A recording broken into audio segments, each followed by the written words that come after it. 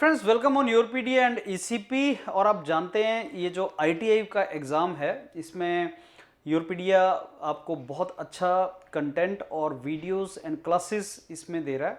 15 सितंबर को आपका प्री है और आई थिंक 6-7 अक्टूबर को आपका मेंस है। और मेरा ये टॉपिक आपका सिविल इंजीनियरिंग का टॉपिक है जो कॉमन सिलेबस है सारी ब्रांचेस के लिए, जेनरिक टॉपिक है। टेंडर से रिलेटेड टॉपिक है, जनरल आपका जो स्पेसिफिकेशंस हैं, टेक्निकल आपकी स्पेसिफिकेशंस हैं, उससे रिलेटेड आपका ये टॉपिक है।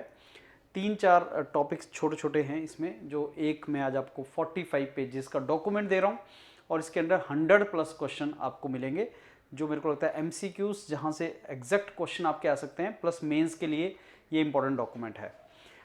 अगर अभी तक आपने प्रिपरेशन स्टार्ट नहीं किया है बहुत अच्छे तरीके से इस एग्ज़ाम का, तो आई थिंक आपके पास 20 दिन अभी भी हैं।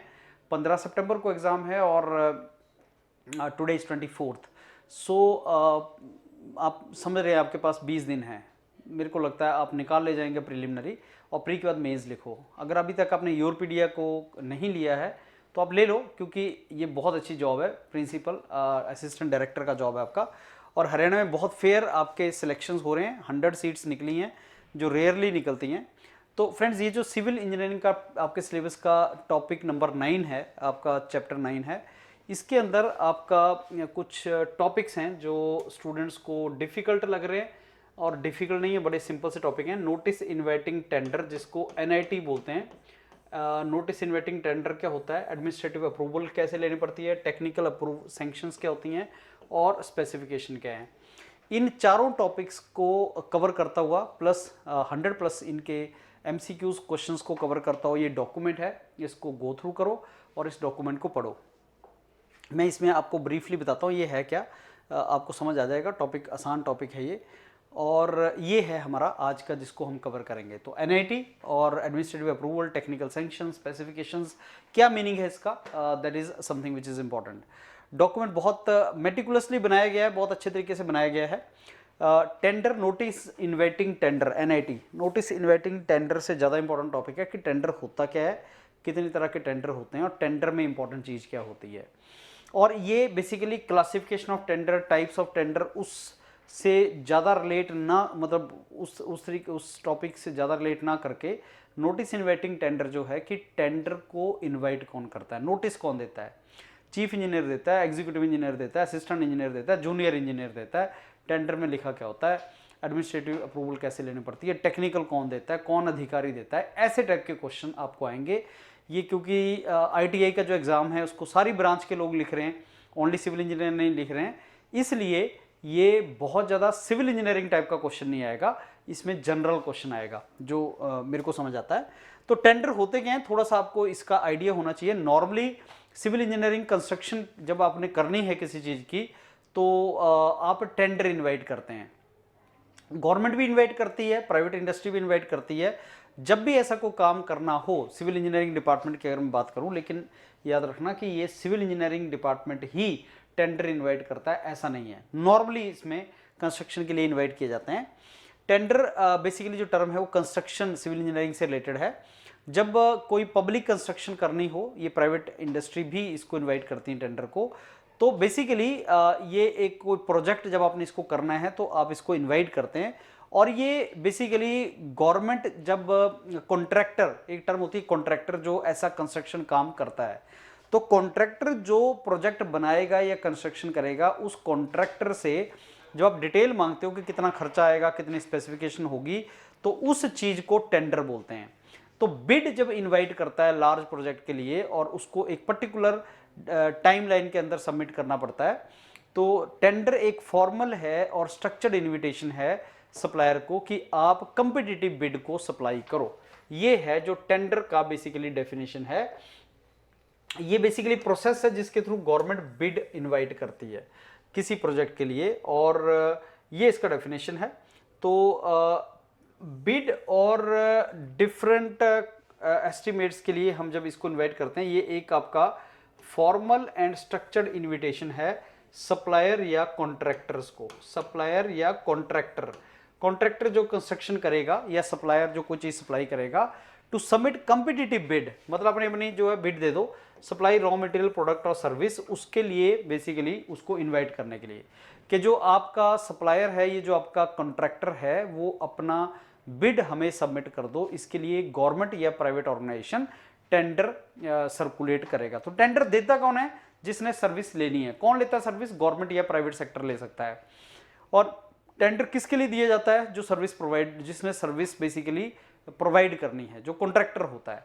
और वो उस टेंडर में क्या लिखता है? वो अपना रफली बजट लिखेगा, उसमें स्पेसिफिकेशन लिखेगा, टेक्निकल स्पेसिफिकेशन वगैरह लिखेगा, टर्म्स वगैरह लिखेगा, वो सारा टेंडर के अंदर लिखता है वो। तो बिड और reviewing the different contractors estimate basically उसको ये बोलते हैं। और ये वो ऑर्गेनाइजेशन रिलीज करती है जब उसको कोई गुड्स एंड सर्विसेज या कोई उसको ऐसी सर्विस लेनी हो। और बिड प्लेस की जाती है और डिफरेंट कॉन्ट्रैक्टर उसको एक्सेप्ट करते हैं और प्रोजेक्ट का एस्टिमेट प्रिपेयर करते हैं। तो कॉन्ट्रैक्टर जिसने सर्विस देनी है वो टेंडर को देख के अपना एस्टिमेट या बिड देता है। अलग अलग टाइप के स्ट्रक्चर बनाए जा सकते हैं इस टेंडर प्रोसेस को देख के। और जब वो टेंडर प्रोसेस खुलती है, टेंडरिंग खुलती है, तो फिर उसके बेस पे टेंडर जब खुलता है तो फिर देखा जाता है कि टेंडर किसको मिला और कौन उसको बनाएगा। सो ये आपका बेसिकली टेंडरिंग का थोड़ा सा अंडरस्टैंडिंग। और कॉन्ट्रैक्टर जो सर्विस प्रोवाइडर होता है वो डिटेल प्रोजेक्ट एस्टिमेट देता है। और डिटेल प्रोजेक्ट एस्टिमेट के अंदर जो क्वांटिटी है और एग्जैक्ट उसका कॉस्ट है, वो सारी चीज़ लिखी होती है। और बेसिकली कई बार ये जो टेंडर है ये शेयर होल्डर्स के लिए भी टर्म यूज़ की जाती है, लेकिन उतना ज़्यादा फाइनेंस मैटर में हम नहीं जाएंगे। वो इंजीनियरिंग में टेंडर का मतलब वही होता है जो गवर्नमेंट ने बिड इन्वाइट करना है। कॉन्ट्रैक्टर या बिल्डर जो है वो डे टू डे की एक्टिविटी के लिए रिस्पॉन्सिबल होता है कंस्ट्रक्शन साइट के ऊपर। वेंडर्स की मैनेजमेंट के लिए, ट्रेडर्स के लिए, वो सारे के सारा काम उसके लिए वो रिस्पॉन्सिबल होता है। तो कॉन्ट्रैक्टर कौन होता है या जो बिल्डर है वो कौन होता है, उसका थोड़ा सा आइडिया आपको होना चाहिए। कितने तरह के टेंडर होते हैं कंस्ट्रक्शन में, इसका थोड़ा सा आपको आइडिया होना चाहिए। तो टेंडर देखो 3 मेन कैटेगरीज हैं टेंडर्स की, जो आज हम डिस्कस करेंगे, जिससे ये टॉपिक रिलेटेड है। और वो 3 तरह के जो कॉमन टेंडर होते हैं वो ओपन टेंडर, सेलेक्टिव टेंडर और नेगोशिएटेड टेंडर, ये 3 कैटेगरी में आते हैं। ओपन टेंडर बेसिकली जो कॉम्पिटिटिव टेंडर भी इसको बोलते हैं। और ये सेलेक्टिव टेंडर जो है वो दूसरी कैटेगरी, नेगोशिएटेड टेंडर तीसरी कैटेगरी। ओपन टेंडर में कोई भी बेसिकली अपनी बिड लगा सकता है। सेलेक्टिव टेंडर में कुछ लोगों को कुछ कॉन्ट्रैक्टर है उन्हीं को बुलाया जाता है। और नेगोशिएटेड में ऑलरेडी सिलेक्टेड होता है, उसके यहाँ नेगोशिएशन किया जाता है। तो 3 तरह के टेंडर आपने बताए। टेंडर क्या होता है हमने थोड़ा सा डिस्कस किया। 3 तरह के टेंडर जो आज हम डिस्कस कर रहे हैं वो ओपन है या सिलेक्टेड है या नेगोशिएटेड है। ओपन टेंडर वो सबके लिए ओपन कर दो, सबसे ज़्यादा कम्पिटिटिव होता है ये। और इसमें कम कॉस्ट मिलने के चांस होते हैं कि जो प्रोजेक्ट का एस्टिमेट लगेगा वो कम मिलेगा। जैसे गवर्नमेंट ने कोई टेंडर निकाला, अब जिस कॉन्ट्रैक्टर ने उस टेंडर को भरा, अगर ओपन बिड है तो सारे लोग भरेंगे, प्राइस कोट करेंगे तो कंपिटिटिव प्राइस मिलेगा। तो गवर्नमेंट या प्राइवेट ऑर्गेनाइजेशन को जिसने टेंडर निकाला उसको बेनिफिट होता है। फिर सिलेक्टेड क्यों निकालते हैं? अगर हमें ट्रैक रिकॉर्ड पहले ही पता है या हमें स्पेसिफिकेशन बहुत पता है कि ये तो यही बंदा दे सकता है, ये 5 कॉन्ट्रैक्टर हैं जो ये पर्टिकुलर चीज़ कर सकते हैं, तो सिलेक्टेड टेंडर्स को ही बोला। आपने उनको बोला कि आप अपने टेंडर दो। नॉर्मली गवर्नमेंट जो है वो ओपन बिडिंग के लिए जाती है। प्राइवेट प्लेयर जो है उनको पता होता है कि मेरे को इन 5 लोगों से लेना है, तो उन्हीं से इन्वाइट करते हैं। नेगोशिएटेड मतलब इसी से लेना है, एक ही बंदे से। अब नेगोशिएशन करते हैं इसके साथ कि क्या ये कॉस्ट कम करता है कि नहीं। तो ऐसे आपके पास ओपन टेंडर, सिलेक्टेड टेंडर और नेगोशिएटेड टेंडर 3 तरह की चीज़ होती है। ये इन 3 टेंडर्स का आपको नॉलेज होना चाहिए। थोड़ा सा इसके बारे में आप जरूर पढ़ेंगे कि जो सिलेक्टेड टेंडर है वो क्या होता है, ओपन टेंडर क्या चीज़ है, इनके बारे में थोड़ा सा आपको डिस्कशन पता होना चाहिए, ये चीज़ें होती क्या हैं। Okay, so selective tender is basically जब आप कुछ सप्लायर्स को ही बुलाते हो। जैसे मैंने आपको बताया कि आपको पता है यही सप्लायर इस चीज़ को अच्छा दे सकते हैं, यही कॉन्ट्रैक्टर इस काम को अच्छा कर सकता है, इस प्रोजेक्ट को अच्छा कर सकता है। तो कुछ टेक्निकल स्पेशलिटीज़ अगर इन्वॉल्व हैं और उनका प्रीवियस रिकॉर्ड अच्छा है। अब देखो इसमें ऑब्जेक्टिव क्वेश्चन नीचे हैं, हंड्रेड्स ऑफ ऑब्जेक्टिव क्वेश्चन हमने नीचे किए हैं, तो आपको पता लग जाएगा कि कैसे क्वेश्चन इसमें से फ्रेम होंगे। लेकिन हर लाइन आप ढंग से पढ़ना, मेंस में भी क्वेश्चन आ सकता है और ऑब्जेक्टिव टाइप आपका एमसीक्यू में भी क्वेश्चन आ सकता है। तो अगर प्रीवियस रिकॉर्ड अच्छा है और हमें उन्हीं क्लाइंट्स को बुलाना है जिनमें हमें कॉन्फिडेंस है, तो सेलेक्टिव टेंडर्स हम करते हैं।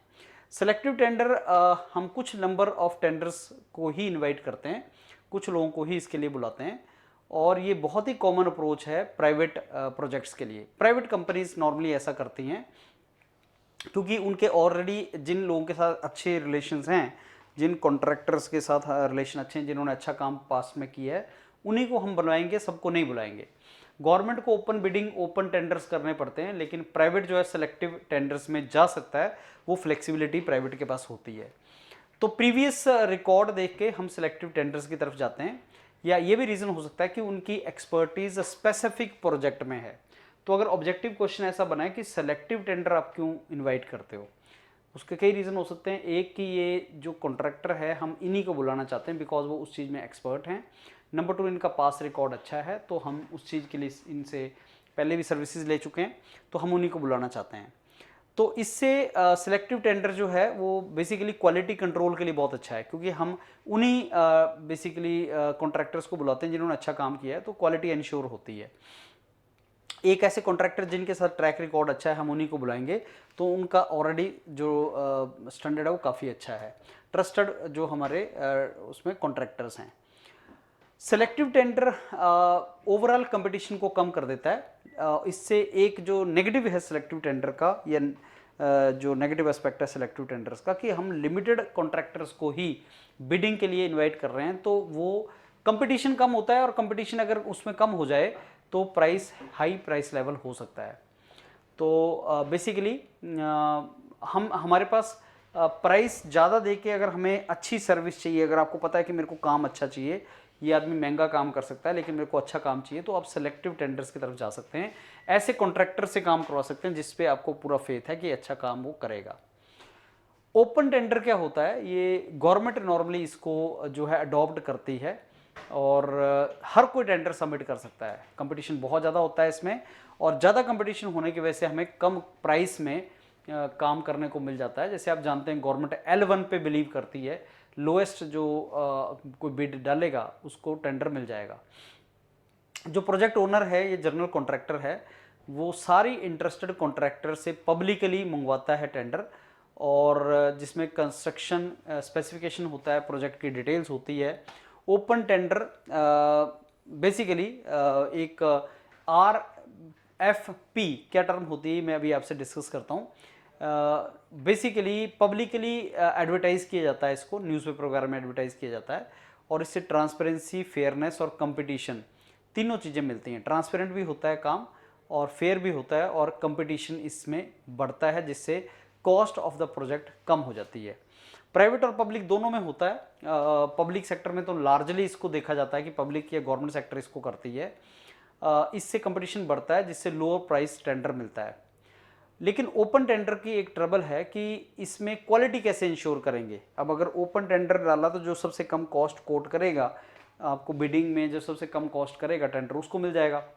अब गवर्नमेंट को भी पता होता है कि हमें एक पर्टिकुलर क्वालिटी चाहिए, तो ओपन टेंडर में एक रिक्वेस्ट फॉर क्वालिफिकेशन टर्म होती है, RFQ, रिक्वेस्ट फॉर क्वालिफिकेशन, जिससे ये इंश्योर किया जाता है कि ओनली पर्टिकुलर टाइप के क्वालिफाइड टेंडर ही अप्लाई करें, क्योंकि उनमें वो वाली क्वालिफिकेशन होनी चाहिए। तो कुछ ऐसी कंडीशंस लिख दी जाती हैं ओपन टेंडर में कि जब तक आपके पास ये क्वालिफिकेशन नहीं है तब तक आप टेंडर नहीं डाल सकते। तो कुछ जो क्वालिटी इंश्योरेंस है ओपन टेंडर में, वो RFQ के थ्रू इंश्योर होता है।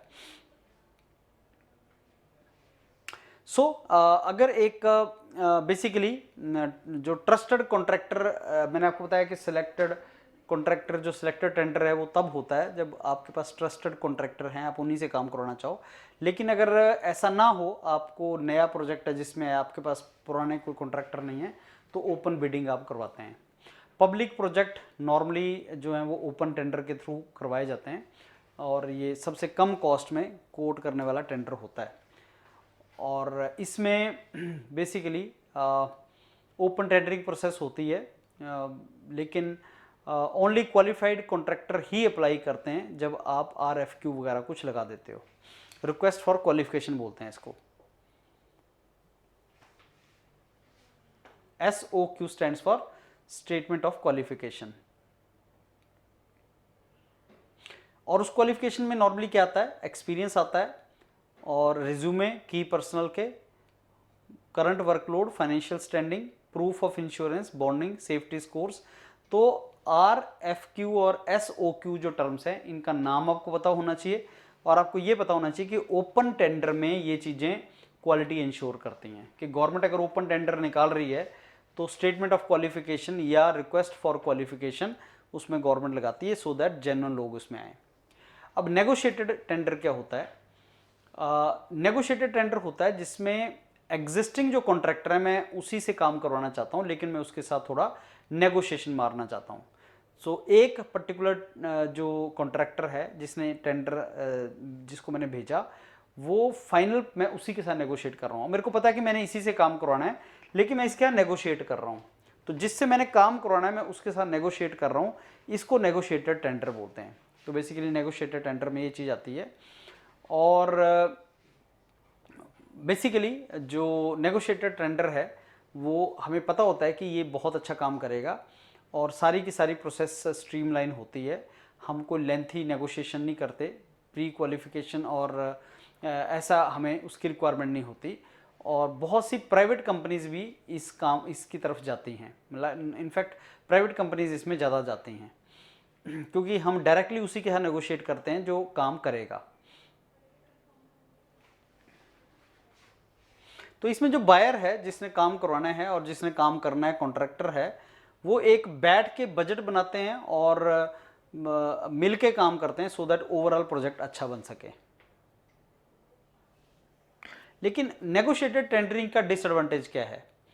इसमें बाकी लोगों के साथ तुमने कंपैरिजन नहीं किया तो आपको पता नहीं होता कि बाकी लोग क्या आपको कॉस्ट देंगे, रियलिस्टिक कॉस्ट क्या है। तो ये तीनों टेंडर्स का अपना अपना प्रॉज एंड कॉन्स है। जो आपका ओपन बिडिंग है, सिलेक्टेड बिडिंग है और नेगोशिएटेड बिडिंग है, इन तीनों का अपना पॉजिटिव और नेगेटिव है। उसी तरीके से single stage and two stage tender भी होता है। Single stage, two stage tender तब यूज़ किया जाता है जब आपके पास सारी रेलिवेंट इंफॉर्मेशन ऑलरेडी अवेलेबल है और आप बेसिकली सिंगल स्टेज टेंडरिंग एक ट्रेडिशनल अप्रोच होती है जिसमें आपने एक सिंगल स्टेज में ही सारा टेंडर निकाल दिया। Two stage tendering alternate approach है, ट्रेडिशनल नहीं है और इसमें दो स्टेजेस होती हैं, एक प्री क्वालिफिकेशन और इनिशियल टेंडर वाली और एक detail design and final tender वाली। तो प्री क्वालिफिकेशन और इनिशियल टेंडर में उनकी जो एक्सपीरियंस है, फाइनेंशियल स्टैंडिंग है, वही चेक की जाती है और डिटेल्ड डिज़ाइन और फाइनल टेंडर में आपका बाकी सारी चीज़ें चेक की जाती हैं। तो इसमें कोलैबोरेशन, फ्लेक्सिबिलिटी, कॉस्ट सर्टेनिटी, ये सारी चीज़ें इसमें आप फिक्स करते हो। तो इसमें जो टू स्टेज प्रोसेस है उसमें ज़्यादा आपका बेसिकली कॉन्ट्रैक्टर इन्वॉल्वमेंट होता है और ज़्यादा एंगेज करते हो आप कॉन्ट्रैक्टर को सो दैट आपका इवेंचुअली बहुत अच्छा प्रोजेक्ट बनाया जा सके।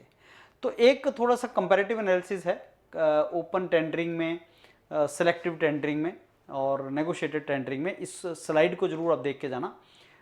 ओपन टेंडरिंग क्या होती है? जिसमें सबको बुला लिया जाता है, कंपटीशन इसमें आप बढ़ाया जाता है और लोएस्ट बिडर, लेकिन मे बी जो लोएस्ट बिडर है जिसने सबसे कम कॉस्ट कोट की वो अच्छा काम करे ऐसा श्योर नहीं। तो हमें इसमें जो बिडर है या जो कॉन्ट्रैक्टर है उसका पता नहीं होता कि कौन कितना अच्छा कॉन्ट्रैक्टर है।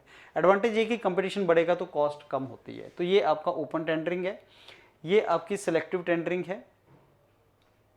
सिलेक्टिव टेंडरिंग जिसमें आप सिलेक्टेड ग्रुप ऑफ कॉन्ट्रैक्टर को ही बुलाते हो और जो एक्सपीरियंस्ड लोग हैं उन्हीं को बुलाते हो। और इसमें जब क्योंकि आप एक्सपीरियंस्ड को ही बुलाते हो तो कंपटीशन कम होता है, प्राइस ज़्यादा जाने के चांस होते हैं।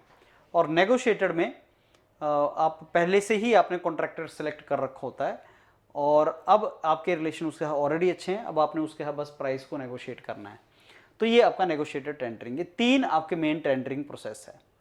अब नोटिस इन्वाइटिंग टेंडर क्या चीज़ है? What is notice inviting tender? ये एक पब्लिक नोटिस होता है जो बेसिकली कॉन्ट्रैक्टर या जो लोग बिडिंग लगाना चाहते हैं, इंटरेस्टेड पार्टीज, उनको इनवाइट करते हैं कॉस्ट एस्टिमेशन को देने के लिए।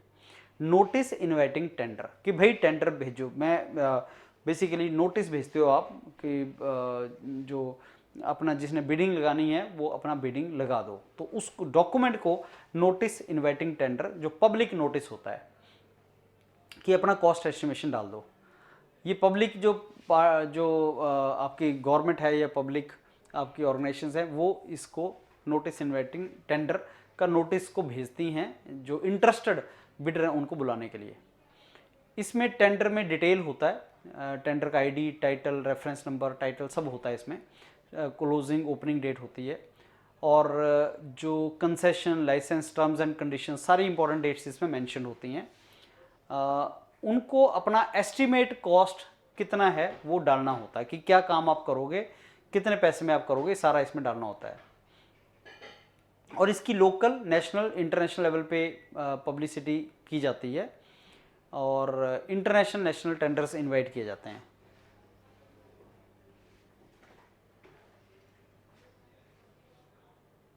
इसमें एक एग्रीमेंट होता है जिसको इंटीग्रिटी एग्रीमेंट बोलते हैं, और इंटीग्रिटी एग्रीमेंट जो है वो बिडिंग और टेंडरिंग का एक इंटीग्रल पार्ट होता है। जब तक आप इंटीग्रिटी एग्रीमेंट साइन नहीं करते तब तक आपको बिड वो नहीं मिलती।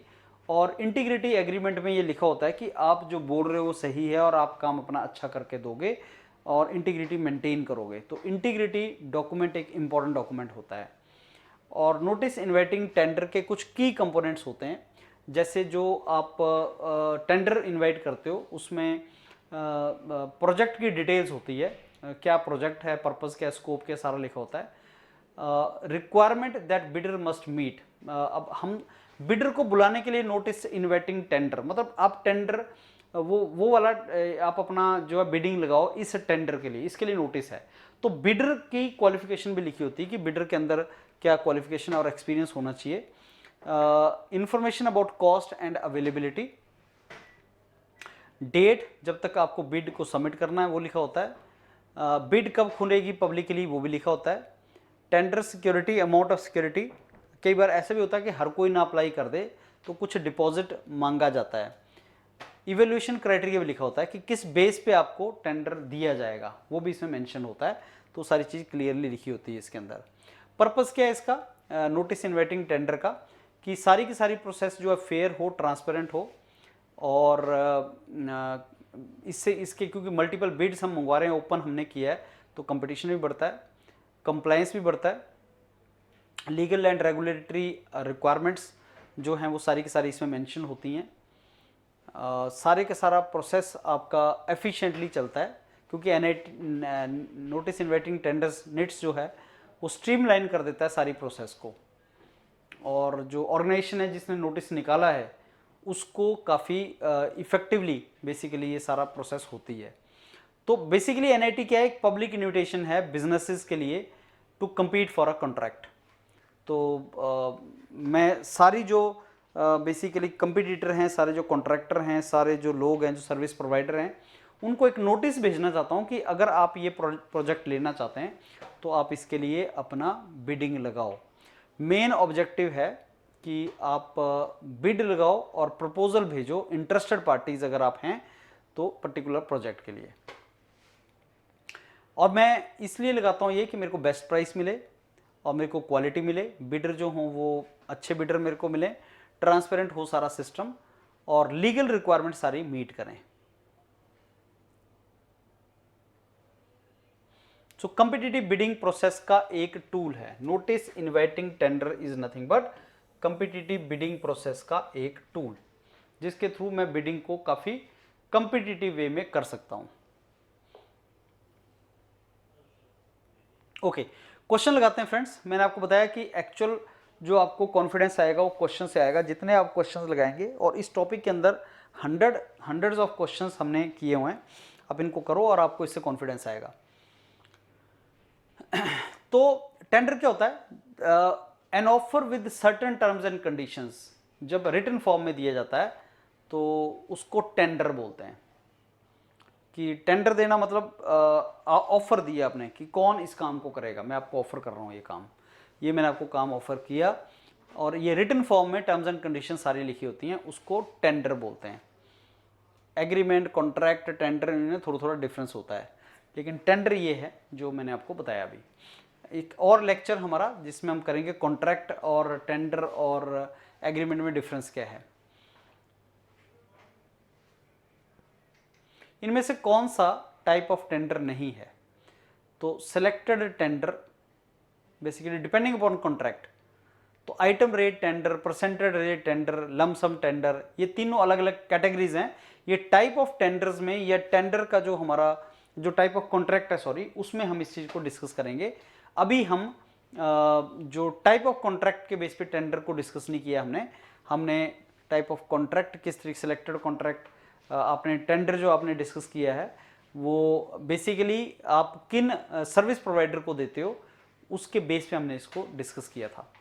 तो item rate tender and selected item rate tender, percentage rate tender, lump sum tender, ये अलग क्लासिफिकेशन है। ये आपकी टाइप ऑफ कॉन्ट्रैक्ट के बेस पे है कि कितने तरह के कॉन्ट्रैक्ट होते हैं। ये कॉन्ट्रैक्ट वाला टॉपिक मैंने आपको अभी इसमें नहीं करवाया, वो अलग हमारा वीडियो है जिसमें हमने टाइप ऑफ कॉन्ट्रैक्ट डिस्कस किया हुआ है।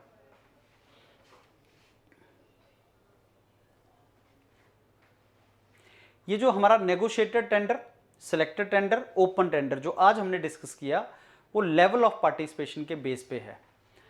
Based on level of participation tender की क्लासिफिकेशन क्या है, लेवल ऑफ पार्टिसिपेशन, कि आप किस तरह का पार्टिसिपेशन चाहते हैं। नेगोशिएटेड मतलब एक ही आदमी है जो उसको जिसके यहाँ नेगोशिएशन कर रहे हैं। Selected means a group of service provider. Open means open bidding, कोई भी पार्टिसिपेट कर सकता है। तो कौन पार्टिसिपेट कर सकता है उसके बेस पे टेंडर ओपन भी हो सकता है, सिलेक्टेड भी हो सकता है, नेगोशिएटेड टेंडर भी हो सकता है।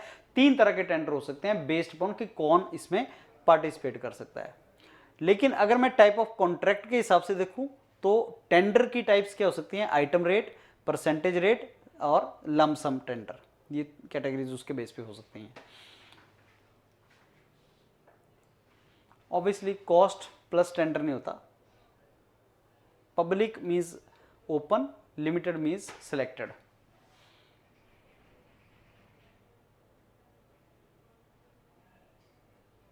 Any eligible contractor willing to do work is allowed to bid is called open tender. Open tender का सब टाइप कौन सा है? नहीं, ये ओपन टेंडर के सब टाइप नहीं है।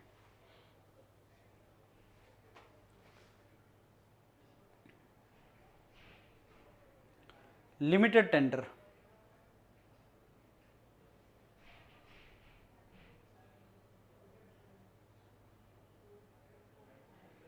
लिमिटेड टेंडर मीन्स आप बेसिकली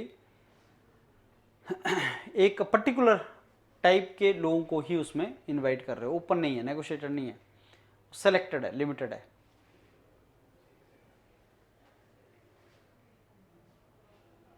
लिमिटेड टेंडर या सेलेक्टेड टेंडर एक ही चीज है, पब्लिक या ओपन एक ही चीज है।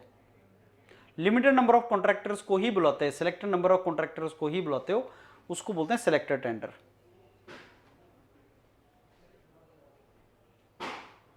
Negotiated tender. टेंडर डॉक्यूमेंट में होता क्या है? नोटिस होता है, फॉर्म होता है, कंडीशंस होती हैं। क्या नहीं होता टेंडर डॉक्यूमेंट में? कॉन्ट्रैक्ट एग्रीमेंट नहीं होता। कॉन्ट्रैक्ट एग्रीमेंट अलग चीज है, टेंडर डॉक्यूमेंट अलग चीज है।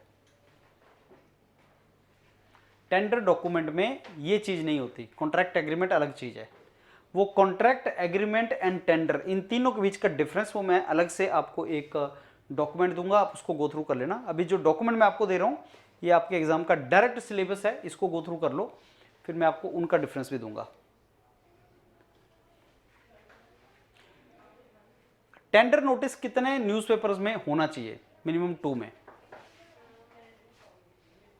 टेंडर नोटिस में क्या चीज डाली जाती है, कौन सी डिटेल्स होती हैं? अर्नेस्ट मनी डिपॉजिट, ईएमडी बोलते हैं उसको, security deposit, time limit of work, EMD, earnest money deposit. Tender notice में क्या नहीं होता? नेम ऑफ कॉन्ट्रैक्टर नहीं होता।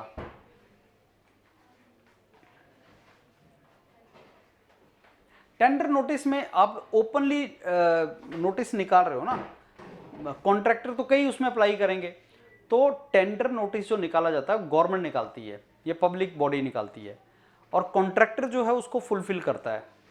तो बेसिकली टेंडर नोटिस जो निकालती है वो गवर्नमेंट निकालती है, तो उसमें कॉन्ट्रैक्टर का नाम नहीं होता, कॉन्ट्रैक्टर तो बिडिंग लगाएगा।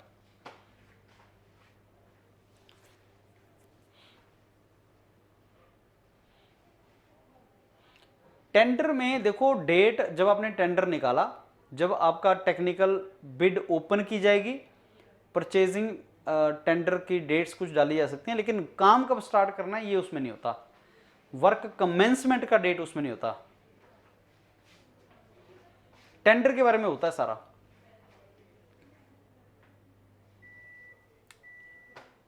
अर्नेस्ट मनी डिपॉजिट कितना होता है? अर्नेस्ट मनी डिपॉजिट 1 से 2% होता है टेंडर अमाउंट का।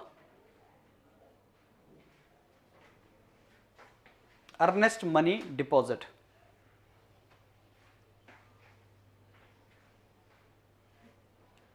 एनएससी सर्टिफिकेट हो सकता है, डिमांड ड्राफ्ट हो सकता है, बैंक सर्टिफिकेट हो सकता है, प्रॉपर्टी डॉक्यूमेंट थोड़ी होता। कितने अमाउंट से ज्यादा में आपको प्री क्वालिफिकेशन चाहिए कॉन्ट्रैक्टर की? अगर आपको 50 लाख से ज्यादा का काम करना है तो आपको क्वालिफिकेशन पता होनी चाहिए कॉन्ट्रैक्टर की।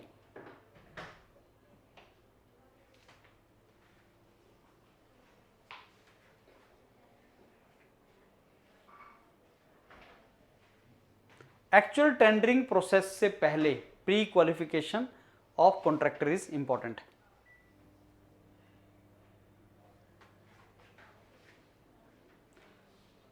प्री क्वालिफिकेशन प्रोसेस में कॉन्ट्रैक्टर को कौन कौन से डॉक्यूमेंट सप्लाई किए जाते हैं? कॉन्ट्रैक्टर कौन कौन से डॉक्यूमेंट देता है? Experience, financial capacity, technical staff या इक्विपमेंट। आपके पास क्या रिसोर्स हैं, क्या आपकी क्वालिफिकेशन है, क्या आपका फाइनेंशियल बैकग्राउंड है।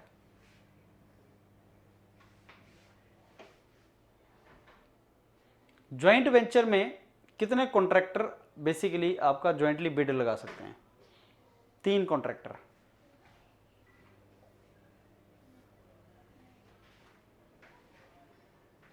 प्री क्वालिफिकेशन प्रोसेस में कितने पॉइंट स्कोर करने पड़ते हैं? 70 पॉइंट। ये इंफॉर्मेशन आप याद कर लेना फ्रेंड्स, क्योंकि डायरेक्टली क्वेश्चन यहां से आ सकता है। नोटिस इन्वाइटिंग टेंडर या vendor to participate in pre qualification process is formally called what? Expression of interest. Pre qualification, इसको एक्सप्रेशन ऑफ इंटरेस्ट बोलते हैं, बहुत इंपॉर्टेंट टर्म है ये, expression of interest. Pre qualification process में कि आप ओपनली पार्टिसिपेट करो और आप बताओ कौन हो आप। एक्सप्रेशन ऑफ इंटरेस्ट, एक्सप्रेस करो अपना इंटरेस्ट, आप इसको लेना चाहते हैं कि नहीं।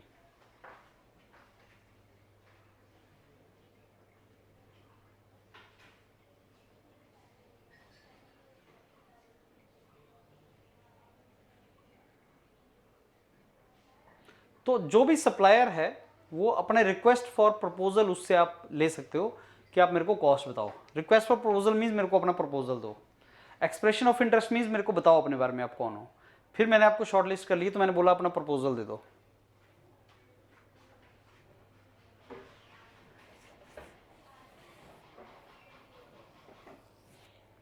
रिक्वेस्ट फॉर कोटेशन मीन्स जब स्पेसिफिक सॉल्यूशन की रिक्वायरमेंट है सप्लायर से तो आप कोटेशन इनवाइट करते हो, मेरे को कोटेशन भेज दो। फॉर सबमिशन ऑफ टेंडर आप कितने एनवेल्प प्रिपेयर करते हो?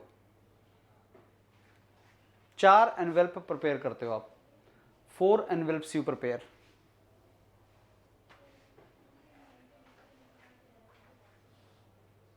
एनवेल्प नंबर 2 जो होता है वो टेक्निकल डॉक्यूमेंट होता है, उसमें क्या नहीं लिखा जाता? प्राइस नहीं लिखा जाता उसमें, प्राइस बिड।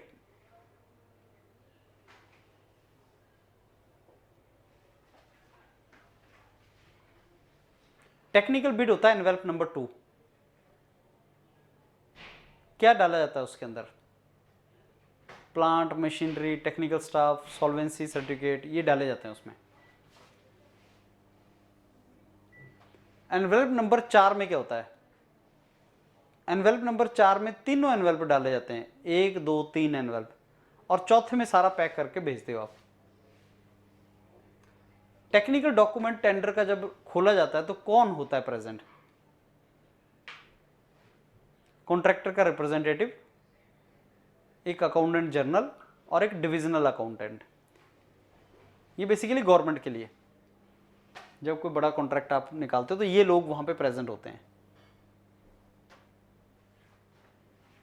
टेंडर कैसे खुलता है, ऑर्डर क्या है, एनवेलप नंबर 1 2 3 4 क्या होता है, ऑर्डर क्या है?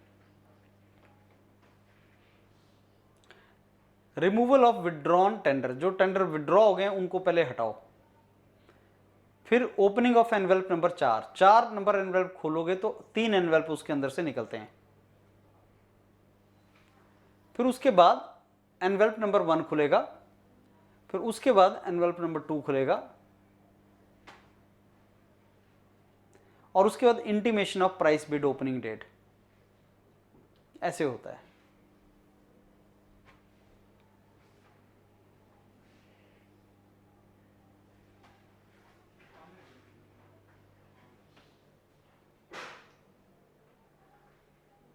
तो टेंडरिंग प्रोसेस में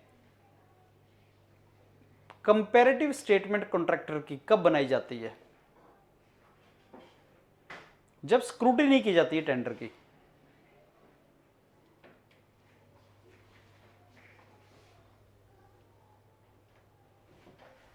जब टेंडर की स्क्रूटिनी की जाती है तो क्या किया जाता है? कंपैरेटिव स्टेटमेंट बनाई जाती है, वेरिफिकेशन किया जाता है सिग्नेचर, और रेट जो कोट किए हैं वो देखे जाते हैं कॉन्ट्रैक्टर के।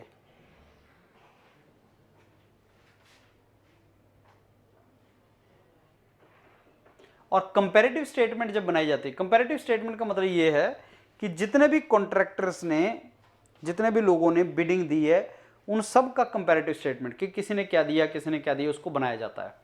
फिर आप कंपेयर करते हो हर किसी को, तभी तो बाद में फाइनली आपको टेंडर दिया जाता है।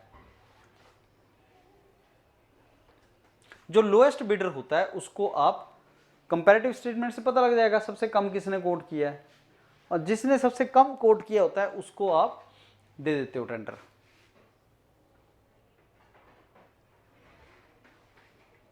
सुपरिटेंडेंट इंजीनियर कितने अमाउंट तक का टेंडर ले सकते हैं in central PWD? Up to कितने लाख तक ले सकते हैं?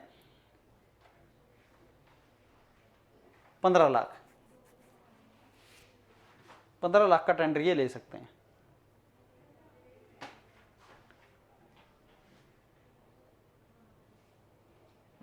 और 2 लाख तक का एग्जीक्यूटिव इंजीनियर।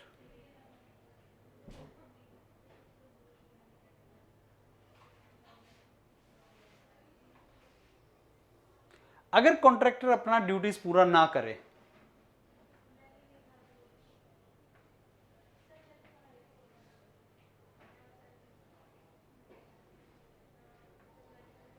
तो सिक्योरिटी डिपॉजिट उसकी फोरफिट हो जाती है।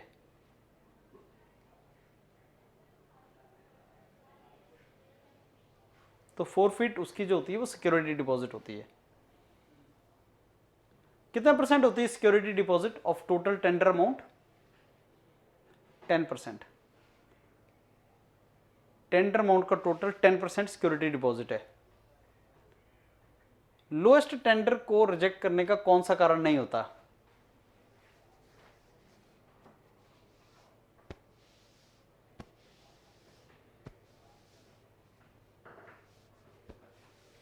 ये कुछ रीजन है ए बी डी जिनके बेस पे अगर आप लोएस्ट बिडर हो भी, टेंडर हो भी, तो तब भी आप रिजेक्ट हो जाओगे।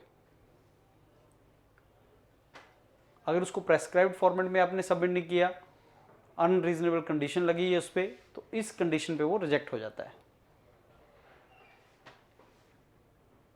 किस कंडीशन में लोएस्ट टेंडर रिजेक्ट हो जाता है? जब कंपटीशन ना मिले, फेयर रेट्स ना मिले, सिग्नेचर मिसिंग हो, सारे रीजन।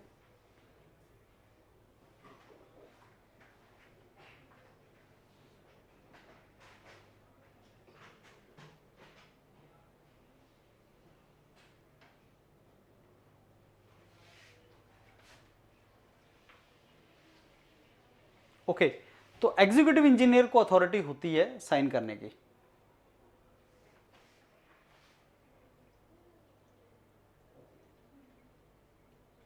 जब कॉन्ट्रैक्ट एग्रीमेंट बनता है तो notice inviting tender, tender submitted by contractor, letter of acceptance issued to contractor, इन तीनों में से कोई भी डॉक्यूमेंट को यूज कर सकते हो तुम।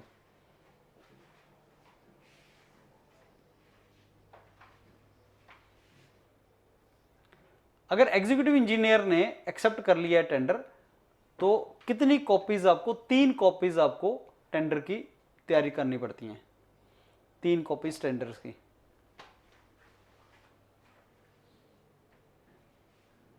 If tender is accepted by superintendent engineer, तो 4 कॉपी टेंडर की तैयार करते हैं आप। कॉन्ट्रैक्ट डीड में चेंज ओनली कौन ला सकता है? एग्जीक्यूटिव इंजीनियर, मतलब उसके लेवल पे हो जाता है, सुपरिटेंडेंट और चीफ की रिक्वायरमेंट नहीं होती। देखो असिस्टेंट इंजीनियर, मैं आपको ऑर्डर बता दूं, ये आपको सभी को पता है, जेई साहब होते हैं, फिर एई, फिर एक्सीएन एग्जीक्यूटिव इंजीनियर, फिर एससी और फिर चीफ इंजीनियर, ये होता है।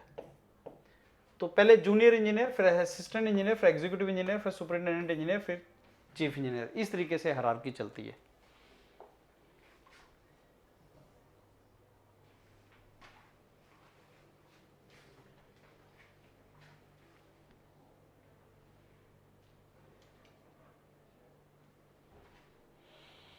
ये क्वेश्चंस कुछ आप इनको गो थ्रू कर लो, दीज आर ऑल क्वेश्चंस जो आप एक बार याद कर लेना, किसी न किसी एग्जाम में आए हैं ये क्वेश्चंस आपके,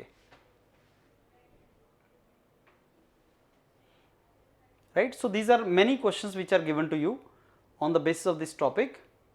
तो इन क्वेश्चंस को एक बार आप गो थ्रू कर लेना, ये डॉक्यूमेंट मैं आपको दे रहा हूं।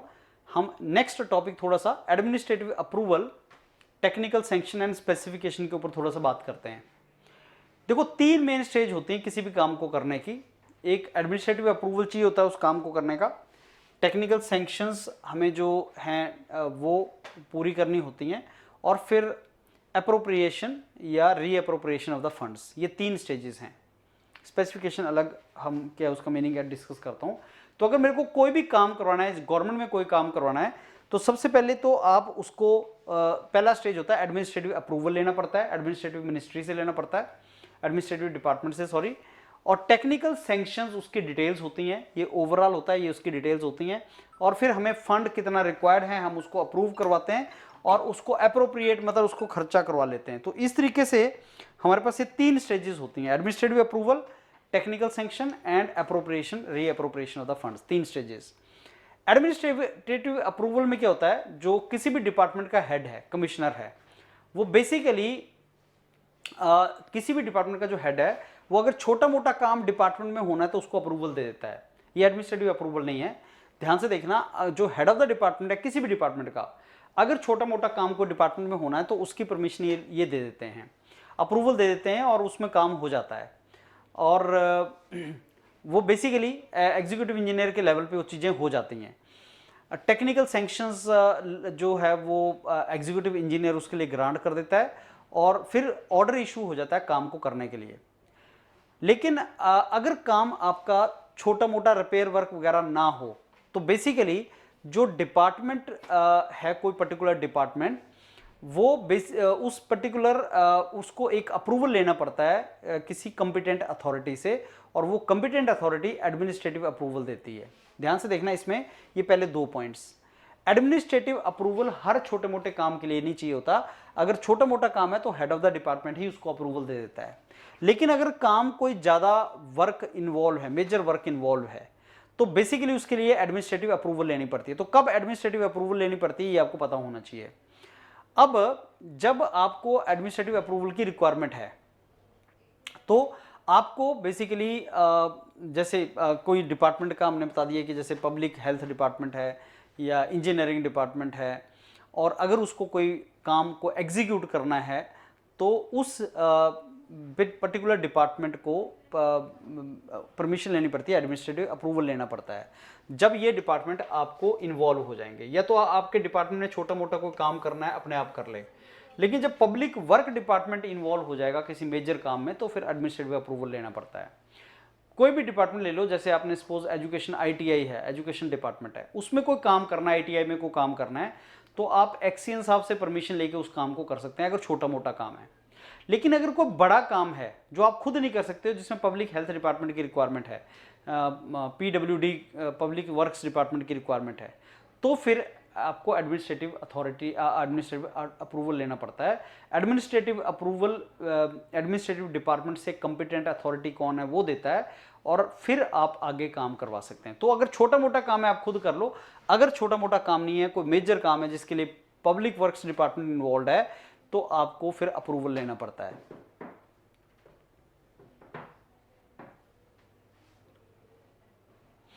राइट? तो ये वही चीज जो हमने डिस्कस किया, कब आपको एडमिनिस्ट्रेटिव अप्रूवल की रिक्वायरमेंट पड़ती है। तो formal acceptance of proposal by authority is administrative approval, कि ठीक है हम इसको अप्रूव कर देते हैं। और इसकी अप्रूवल जो है इंजीनियरिंग डिपार्टमेंट लेता है काम करवाने की एडमिनिस्ट्रेशन से, और इसमें अप्रोक्सीमेट एस्टिमेट और क्या प्रिलिमिनरी प्लान हैं वो इसमें एक्सप्लेन किए जाते हैं। इंजीनियरिंग डिपार्टमेंट ये देता है एडमिनिस्ट्रेशन को फॉर एडमिनिस्ट्रेटिव अप्रूवल, कि सैंक्शन अमाउंट के अंदर इसको किया जाए। एक बार एडमिनिस्ट्रेटिव अप्रूवल मिल गया तो फिर detail drawing, design and estimated cost वगैरह प्रिपेयर किया जाता है, और फिर इवेंचुअली उसको हमको स्टार्ट किया जाता है। एडमिनिस्ट्रेटिव अप्रूवल मिलने के बाद detailed drawing, design and cost estimation वगैरह तैयार किया जाता है इंजीनियरिंग डिपार्टमेंट से, and submitted to administrative department.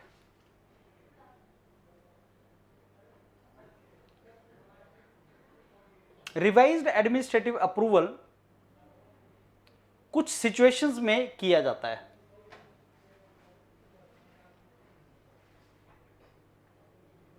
जब आपका काम जो आप करवा रहे हो एक्सपेंडिचर उससे बढ़ जाए, जो आप काम कर रहे हो वो जिसका जितना आपको अप्रूवल मिला है, अगर खर्चा 20% बढ़ जाए तो administrative approval, revised administrative approval लेना पड़ता है। आपने किसी काम का एडमिनिस्ट्रेटिव अप्रूवल ले लिया, लेकिन अब सपोज खर्चा बढ़ गया 20% जितना आपने अप्रूवल लिया था, तो आपको रिवाइज्ड एडमिनिस्ट्रेटिव अप्रूवल लेना पड़ता है।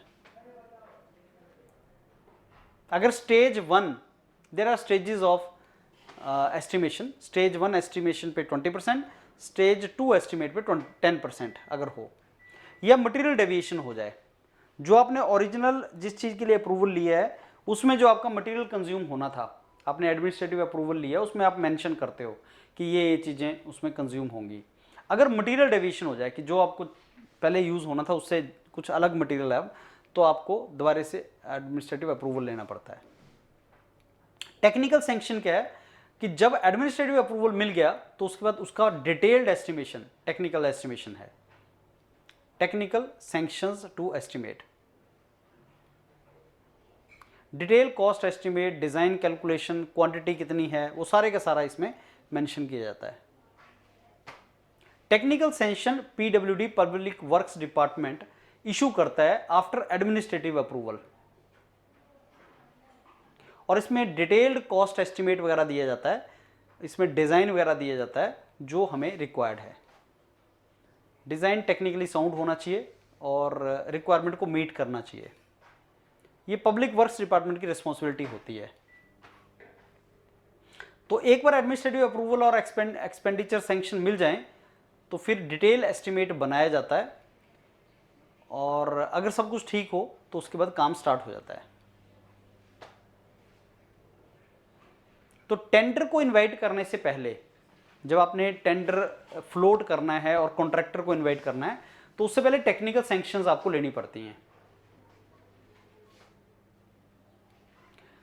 जो भी estimate executive engineer, basically executive engineer ने अगर कोई एस्टिमेट सैंक्शन किया है तो उसके बाद वो सुपरिटेंडेंट इंजीनियर और अकाउंटेंट जनरल के पास जाएगा। लेकिन अगर चीफ इंजीनियर या सुपरिटेंडेंट इंजीनियर ने किया है तो वो डायरेक्टली अकाउंटेंट जनरल के पास चला जाता है।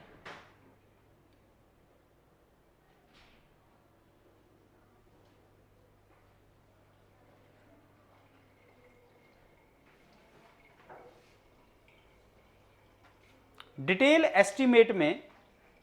एस्टिमेट का जो अमाउंट है वो एक्सपेंडिचर जितना सैंक्शन है उससे ज़्यादा एक्सीड नहीं करना चाहिए।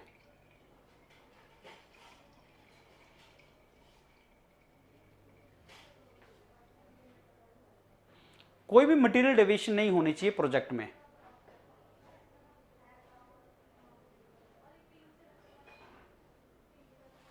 सो टेक्निकल सैंक्शन जितना आपने किया है वो अमाउंट ऑफ एक्सपेंडिचर सैंक्शन से ज़्यादा नहीं होना चाहिए। आपने देखा एक एडमिनिस्ट्रेटिव अप्रूवल है, एक टेक्निकल सैंक्शंस है। तो एडमिनिस्ट्रेटिव अप्रूवल में भी आप एक अप्रूवल लेते हो कि इतना मेरा खर्चा आएगा और ये मेरे को मटेरियल यूज़ करना है। टेक्निकल सैंक्शंस जब आप डिटेल में से रिपोर्ट बनाते हो तो आपका एस्टिमेशन उससे ज़्यादा नहीं होना चाहिए जो एडमिनिस्ट्रेटिव अप्रूवल में आपने लिया है। अप्रोप्रिएशन होता है कि पैसा अब अलॉट कर दो और काम स्टार्ट कर दो और उसको उसी फाइनेंशियल ईयर में खर्च करना पड़ता है।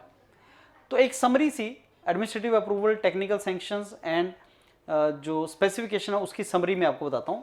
एडमिनिस्ट्रेटिव अप्रूवल होता है एक ऑफिशियल ऑथराइजेशन कि आप काम कर सकते हो। इसमें प्रोजेक्ट की फिजिबिलिटी, बजट और ओवरऑल चीज़ें देखी जाती हैं और ये देखा जाता है कि ठीक पर्पस के लिए यूज़ हो रहा है कि नहीं। इसमें सबसे पहले प्रोजेक्ट प्रपोजल दिया जाता है, फिर रेलिवेंट जो डिपार्टमेंट है उसको देखता है और एडमिनिस्ट्रेटिव अथॉरिटी उसको ग्रांट करती है या उसको ग्रांट नहीं करती। टेक्निकल सैंक्शन, ये टेक्निकल एक्सपर्ट होते हैं जिसमें design, specification, cost estimation detail में बनाया जाता है। ये देखा जाता है कि टेक्निकली साउंड है, फिजिबल है या नहीं है। और इसके अंदर कुछ प्रोसेसेस होती हैं जैसे डिटेल डिज़ाइन, कॉस्ट एस्टिमेशन वगैरह किया जाता है। टेक्निकल एक्सपर्ट रिव्यू करता है इसको सारे को, डॉक्यूमेंट को, और टेक्निकल सैंक्शन इसमें ग्रांट किए जाते हैं। Specification requirement, performance criteria, product service, वो सारी स्पेसिफिकेशन मेंशन करता है।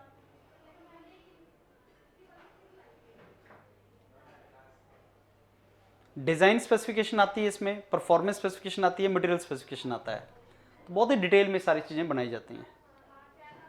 और क्वालिटी स्पेसिफिकेशन, अगर आपसे पूछे कितनी तरह के स्पेसिफिकेशन होते हैं तो design, performance, material and quality specification. तो इन तीनों में रिलेशन क्या है? एडमिनिस्ट्रेटिव अप्रूवल एक ग्रीन लाइट है, टेक्निकल सैंक्शन मतलब उसका टेक्निकल एस्पेक्ट प्रोजेक्ट का क्या है, और स्पेसिफिकेशन जो है डिटेल गाइडलाइन कि हमें करना कैसे है।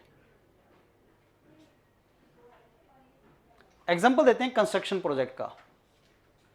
एडमिनिस्ट्रेटिव अप्रूवल मींस एक नया ब्रिज बनना है कि नहीं। टेक्निकल सैंक्शन मींस इंजीनियर और आर्किटेक्ट बताएंगे कि कॉस्ट एस्टिमेशन वगैरह डिजाइन कैसा बनेगा। स्पेसिफिकेशन मींस कौन सा मटेरियल लगना है, load bearing capacity, safety standard, सारी चीज। तो ये तीनों रिलेटेड है। एडमिनिस्ट्रेटिव अप्रूवल लेना है किसी चीज का, टेक्निकल सैंक्शंस टेक्निकल डिपार्टमेंट से, और स्पेसिफिकेशन उसकी डिटेल क्या क्या है। तो ये जो तीनों के बीच का रिलेशन है, यहां से अगर आप स्टार्ट करेंगे कि भाई होता क्या है तीनों चीजें, तो कुछ आइडिया आपको इसका लग जाएगा। बाकी मैंने बताया कि डॉक्यूमेंट आप लाइन टू लाइन अगर पढ़ेंगे तो आपके अच्छे तरीके से आप आगे जा सकते हैं, और क्वेश्चन जरूर लगा लेना। तो स्पेसिफिकेशन एक्चुअली जो है डिटेल डॉक्यूमेंट है जो आपका किसी भी प्रोजेक्ट की डिटेल्स को बताता है, और ये एक गाइड होता है बेसिकली डिजाइनर, कॉन्ट्रैक्टर, सप्लायर सब के लिए। इसमें डिजाइन स्पेसिफिकेशंस होती हैं, ये उसके एग्जांपल हैं। इसमें परफॉर्मेंस स्पेसिफिकेशन होते हैं, क्या आपका एफिशिएंसी लेवल होना चाहिए। इसमें मटेरियल स्पेसिफिकेशन होती हैं, कौन सा मटेरियल यूज करना है। क्वालिटी स्पेसिफिकेशन होते हैं, चेकलिस्ट वगैरह सारा होता है। एंड कंस्ट्रक्शन स्पेसिफिकेशन भी होती हैं।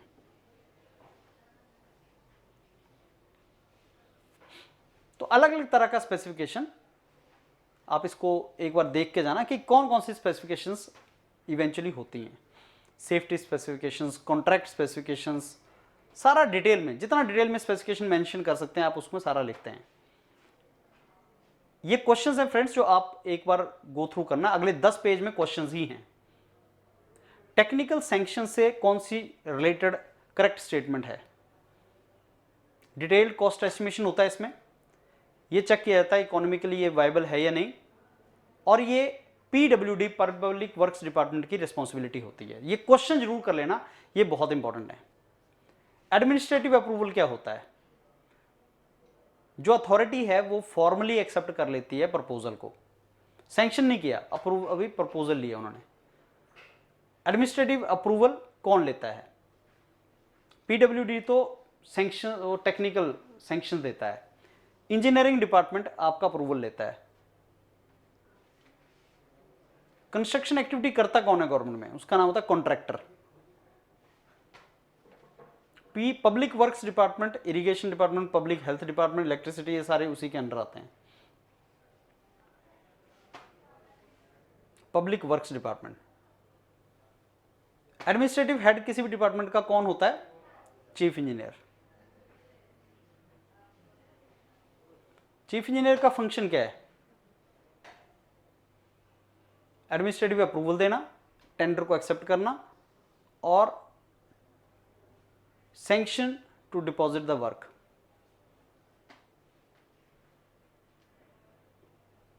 तो किसी सर्कल में एग्जीक्यूशन के लिए कौन रिस्पॉन्सिबल है? Superintendent engineer. ये बेसिकली आप गवर्नमेंट की टर्मिनोलॉजीज, तो जितने नेक्स्ट क्वेश्चंस हैं आपके, ये गवर्नमेंट की टर्मिनोलॉजीज है। इन सारे क्वेश्चंस को फ्रेंड्स आप एक बार गो थ्रू करके जाना, देख के जाना। जूनियर इंजीनियर का क्या रोल है, एग्जीक्यूटिव इंजीनियर का क्या रोल है,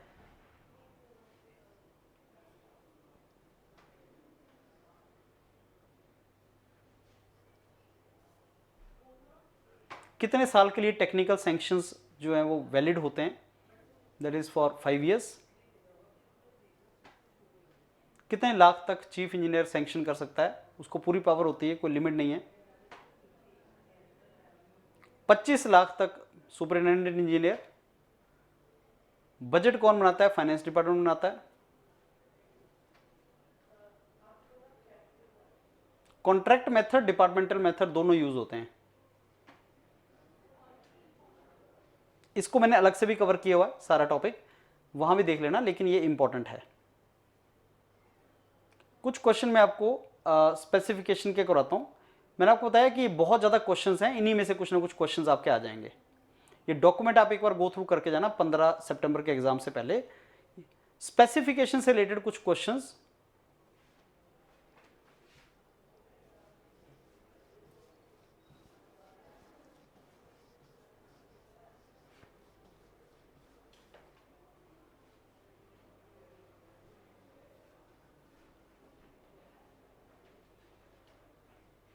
हाँ जी, ये स्पेसिफिकेशन से रिलेटेड कुछ क्वेश्चन है जिनको आप पॉजिटिवली करके जाना।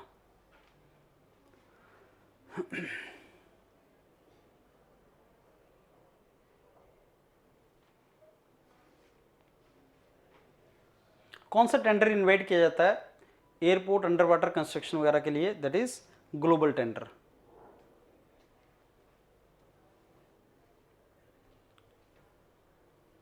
हाँ, स्पेसिफिकेशन टेंडर डॉक्यूमेंट देखो, notice inviting tender, commercial specification और टेक्निकल स्पेसिफिकेशन, ये 3 कंपोनेंट इसके होते हैं। स्पेसिफिकेशन का मतलब क्या होता है? Quantity of material, workmanship of item.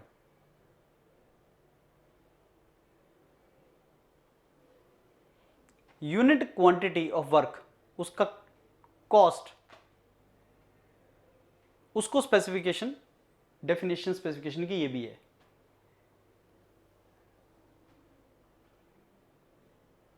अगर टेंडर पेपर विदाउट स्पेसिफिकेशन हो तो इनकम्प्लीट भी होता है, वो इनवैलिड भी होता है। स्पेसिफिकेशन का बेनिफिट क्या है? Pricing, prepare tender, prepare rate analysis of various items. किस चीज पे डिपेंड करता है? सबके ऊपर, site condition, nature of work, purpose जिस चीज के लिए इसको किया जा रहा है। कितनी तरह की स्पेसिफिकेशंस होती हैं? ब्रीफ होती है, डिटेल होती है, स्टैंडर्ड स्पेसिफिकेशंस होती हैं। तो फ्रेंड्स, ये सारे क्वेश्चंस आप दोबारा इनको करके जाना, और इसी डॉक्यूमेंट में मैं थोड़ा सा और कुछ क्वेश्चन ऐड कर दूंगा। तो ये 50 पेज का डॉक्यूमेंट है आपका, इन सारा जो मैंने टॉपिक आपको बताए शुरू में जो हमने डिस्कस किए, इंपॉर्टेंट टॉपिक है आपके एग्जाम के, 50 पेज का डॉक्यूमेंट है। मेरे को लगता है इसी में से क्वेश्चन आएगा। Revise it well, go to the exam after full preparing of it. अगर आपको ITI के प्रिंसिपल लगना है, पढ़ के जाओ, जितना कंटेंट मिल रहा है, डोंट मिस इट, सारे को अच्छे तरीके से रिवाइज करके जाओ। Thank you, all the very best.